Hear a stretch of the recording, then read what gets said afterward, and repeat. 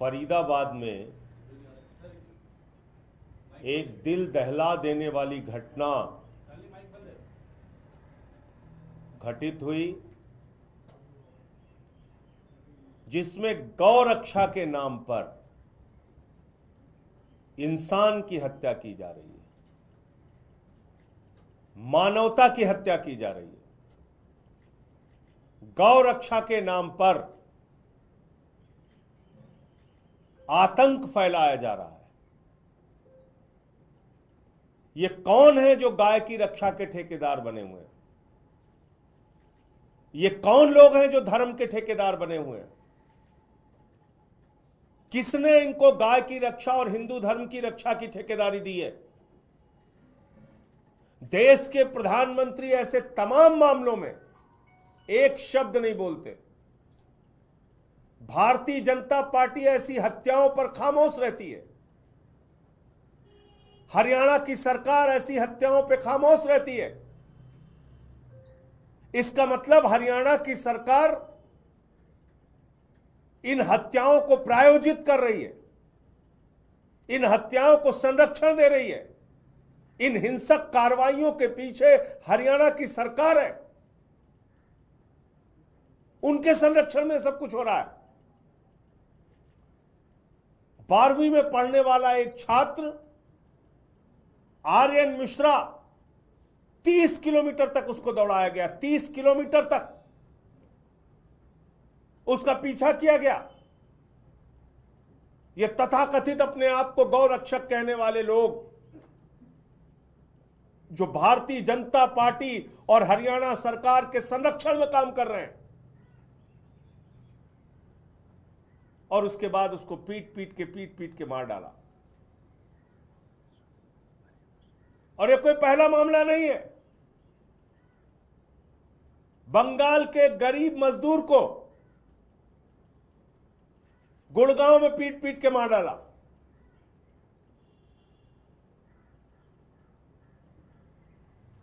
हिंदू मुसलमान, हिंदू मुसलमान, हिंदू मुसलमान, बीजेपी की पूरी राजनीति इस पर निर्भर है। कितनी नफरत भरी हुई है इन लोगों के मन में। पहले मुसलमानों को मारो, उनके घर तोड़ो, फिर हिंदुओं को मारो, फिर उनके घर तोड़ो, फिर दलितों को मारो, फिर उनके घर तोड़ो, फिर आदिवासियों को मारो, फिर उनके घर तोड़ो। इस देश के लिए कोई अच्छे काम भी करने हैं इन लोगों को।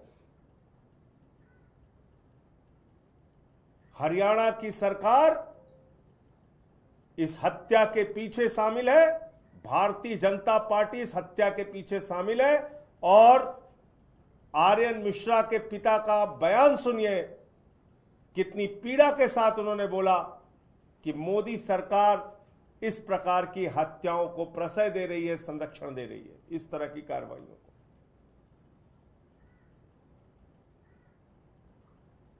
बुलडोजर संस्कृति चल रही देश में।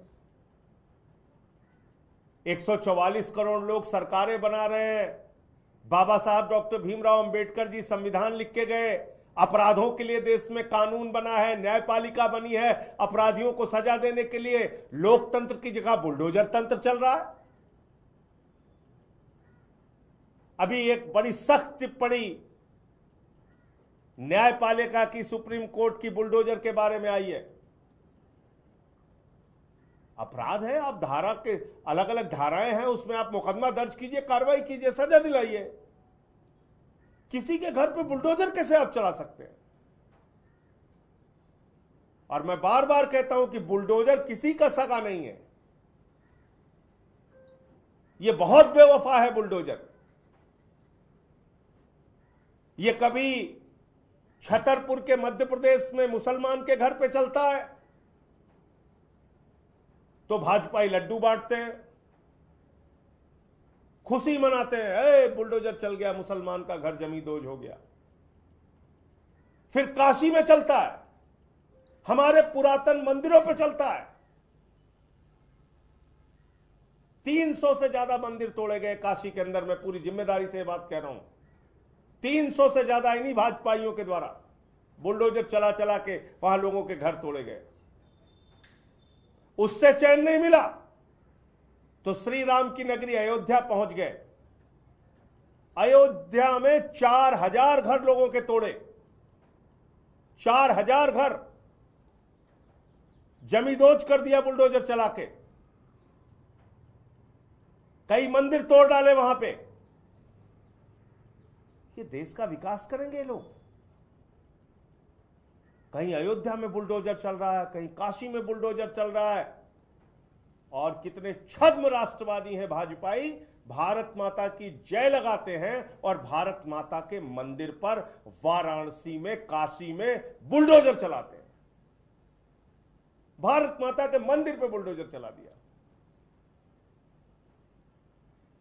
नोएडा में एक त्यागी के घर पे बुलडोजर चलाया, बदले में फिर जिन लोगों ने आरोप लगाया था उनके घर पे बुलडोजर चलाया। तो क्या बुलडोजर से भला होने वाला है इस देश के लोगों का? क्या ये गौ रक्षा के नाम पे इंसान हत्या से इस देश को तरक्की मिलेगी, विकास मिलेगा, रोजगार मिलेगा, महंगाई कम होगी क्या हिंसा और नफरत की राजनीति से? लेकिन नहीं,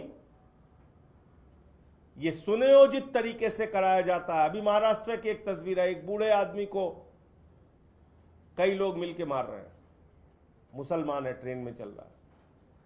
कहां लिखा है भाई हिंदू धर्म में अपने बेटी से मिलने जा रहा है कोई, उसको पकड़ के मार रहे हो?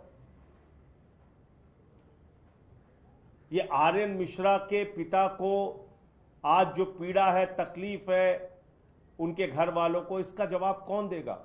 इसकी भरपाई कौन करेगा? नरेंद्र मोदी कि नायब सिंह सैनी, हरियाणा की सरकार या बीजेपी? कौन करेगा?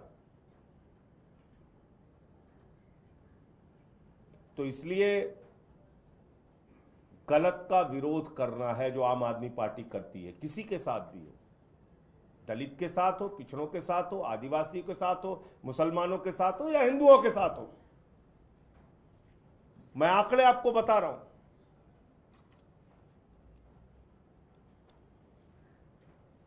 और इससे आपको अंदाजा लग जाएगा 10 साल में 49 घटनाएं हुई गौ रक्षा के नाम पे,